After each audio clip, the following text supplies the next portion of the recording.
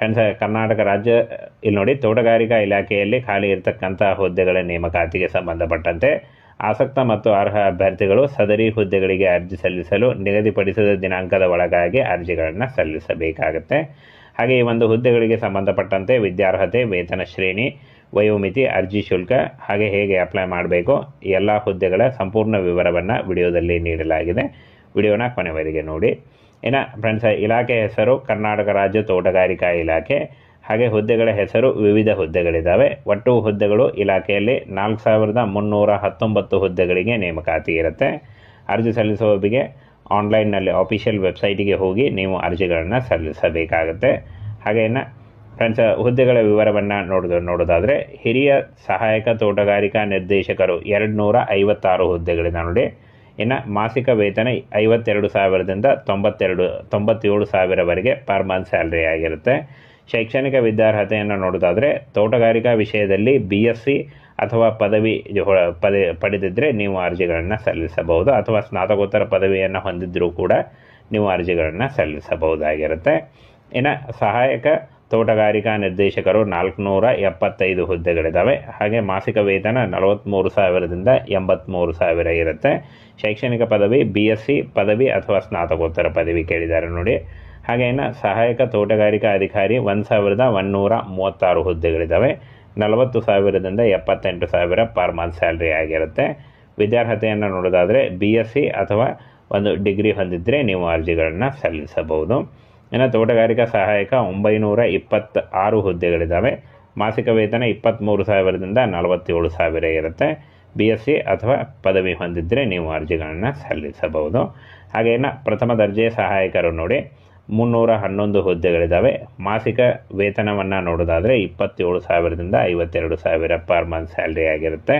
ಇನ್ನು ಶೈಕ್ಷಣಿಕ ವಿದ್ಯಾರ್ಹತೆಯನ್ನು ನೋಡೋದಾದರೆ ಯಾವುದೇ ಡಿಗ್ರಿ ನೋಡಿ, ಕ್ಲಿಯರ್ ಮೆನ್ಷನ್ ಮಾಡಿದ್ದಾರೆ, ಎನಿ ಡಿಗ್ರಿ ಹೊಂದಿದಂಥ ಅಭ್ಯರ್ಥಿಗಳು ಅರ್ಜಿಗಳನ್ನು ಸಲ್ಲಿಸಬಹುದು.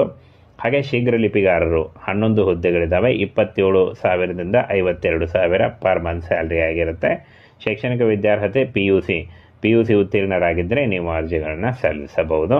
ಹಾಗೆ ಕನ್ನಡ ಒಂದು ಬೆರಳಚ್ಚು ಹೊಂದಿದ್ದರೂ ಕೂಡ ನೀವು ಅರ್ಜಿಗಳನ್ನು ಸಲ್ಲಿಸಬಹುದಾಗಿರುತ್ತೆ.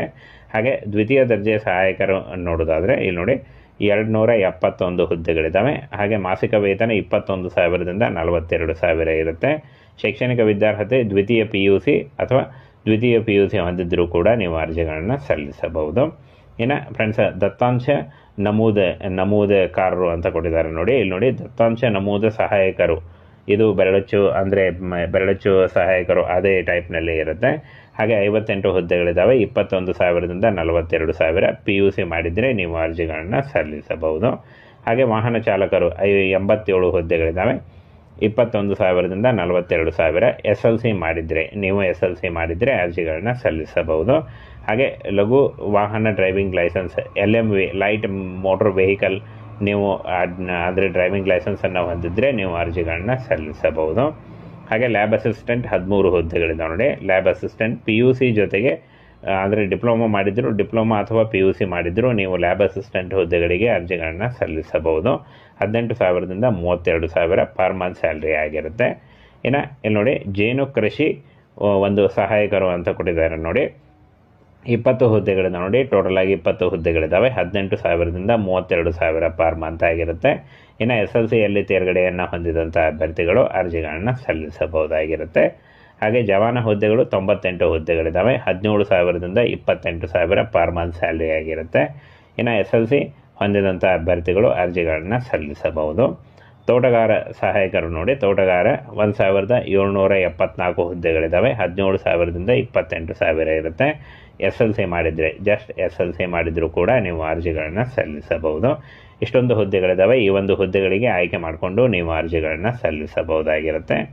ಹಾಗೆ ಕಾವಲುಗಾರ ಹುದ್ದೆಗಳು ನೋಡಿ, 29 ಹುದ್ದೆಗಳಿದ್ದಾವೆ. ಮಾಸಿಕ ವೇತನ 17,000ದಿಂದ 28,000 ಇರುತ್ತೆ. ಇನ್ನು ಶೈಕ್ಷಣಿಕ ವಿದ್ಯಾರ್ಹತೆ SSLC ಆಗಿದ್ದರೆ ನೀವು ಕಾವಲುಗಾರ ಹುದ್ದೆಗಳಿಗೆ ಅರ್ಜಿಗಳನ್ನು ಸಲ್ಲಿಸಬಹುದು. ಇನ್ನು ಆಯ್ಕೆ ವಿಧಾನವನ್ನು ನೋಡೋದಾದರೆ ಹುದ್ದೆಗಳಿಗೆ ನೇರ ನೇಮಕಾತಿ ಹಾಗೂ ಸ್ಪರ್ಧಾತ್ಮಕ ಪರೀಕ್ಷೆ ಮತ್ತು ಮುಂಬಡ್ತಿಯ ಮೂಲಕ ಆಯ್ಕೆಯನ್ನು ಮಾಡಿಕೊಳ್ಳಲಾಗುವುದು ಅಂತ ಹೇಳಿದ್ದಾರೆ.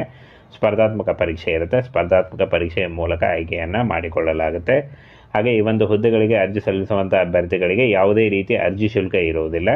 ಅರ್ಜಿ ಶುಲ್ಕದ ಬಗ್ಗೆ ಎಲ್ಲೂ ಮಾಹಿತಿ ಇಲ್ಲ, ನೋಟಿಫಿಕೇಷನ್ನಲ್ಲೂ ಇಲ್ಲ. ಅಂದರೆ ಒಂದು ಅರ್ಜಿ ಶುಲ್ಕ ಇರುವುದಿಲ್ಲ. ಹಾಗೇನ ಆಯ್ಕೆ ಆಗುವಂಥ ಅಂದರೆ ಒಂದು ಅರ್ಜಿ ಸಲ್ಲಿಸುವಂಥ ಅಭ್ಯರ್ಥಿಗಳಿಗೆ 18ರಿಂದ 30 ವರ್ಷದ ಒಳಗಿನವರು ಅರ್ಜಿಗಳನ್ನು ಸಲ್ಲಿಸಬಹುದು. ಹಾಗೆ OBC ಮತ್ತು ಜನರಲ್ ಅಭ್ಯರ್ಥಿಗಳಿಗೆ 3 ವರ್ಷದ ವಯೋಮಿತಿ ಸಡಿಲಿಕೆ ಇದ್ದರೆ, SC/ST ಅಭ್ಯರ್ಥಿಗಳಿಗೆ 5 ವರ್ಷಗಳ ಒಂದು ವಯೋಮಿತಿ ಸಡಿಲಿಕೆ ಕೂಡ ಇರುತ್ತೆ. ಆನ್ಲೈನ್ ಮೂಲಕ ಅಫಿಷಿಯಲ್ ವೆಬ್ಸೈಟಿಗೆ ಹೋಗಿ ನೀವು ಅರ್ಜಿಗಳನ್ನು ಸಲ್ಲಿಸಬೇಕಾಗತ್ತೆ. ಹಾಗೇನ ಅರ್ಜಿಗಳನ್ನು ಯಾವಾಗ ಸಲ್ಲಿಸಬೇಕು ಅಂತ ನೋಡೋದಾದರೆ ಅತಿ ಶೀಘ್ರದಲ್ಲಿ ಪ್ರಾರಂಭ ಮಾಡಲಾಗುತ್ತೆ ಅಂತ ಕೊಟ್ಟಿದ್ದಾರೆ ನೋಡಿ. ಮೊದಲನೇ ವಾರ ಅಥವಾ ಕೊನೆಯ ವಾರದಲ್ಲಿ ಶುರುವಾಗುವಂಥ ಎಲ್ಲ ಸಾಧ್ಯತೆಗಳಿದ್ದಾವೆ. ಹಾಗೇನ ಫ್ರೆಂಡ್ಸ್, ಆನ್ಲೈನ್ ಮೂಲಕ ಅಫಿಷಿಯಲ್ ವೆಬ್ಸೈಟಿಗೆ ಹೋಗಿ ಅರ್ಜಿಗಳನ್ನ ಸಲ್ಲಿಸಬೇಕಾಗತ್ತೆ. ಇನ್ನು ಅರ್ಜಿ ಸಲ್ಲಿಸಲಿಕ್ಕೆ ಆಧಾರ್ ಕಾರ್ಡು ಹಾಗೆ ಲೈಟ್ ಬ್ಯಾಕ್ಗ್ರೌಂಡ್ ಇರುವಂಥ ಒಂದು ಪಾಸ್ಪೋರ್ಟ್ ಸೈಜ್ ಫೋಟೋ ಬೇಕಾಗುತ್ತೆ. ಆದಾಯ ಮತ್ತು ಜಾತಿ ಪ್ರಮಾಣ ಪತ್ರ ಬೇಕಾಗುತ್ತೆ. ಇಷ್ಟನ್ನು ತೆಗೆದುಕೊಂಡು ಮತ್ತೆ ನಿಮ್ಮ ಸ್ಕೂಲ್ ಸರ್ಟಿಫಿಕೇಟ್ಸು SLC ಅಥವಾ 8ನೇ ತರಗತಿಯ ಸ್ಕೂಲ್ ಸರ್ಟಿಫಿಕೇಟ್ ಬೇಕಾಗುತ್ತೆ. ಇಷ್ಟನ್ನು ತೆಗೆದುಕೊಂಡು ನೀವು ನೇರವಾಗಿ ಅರ್ಜಿಗಳನ್ನ ಸಲ್ಲಿಸಬಹುದಾಗಿರುತ್ತೆ.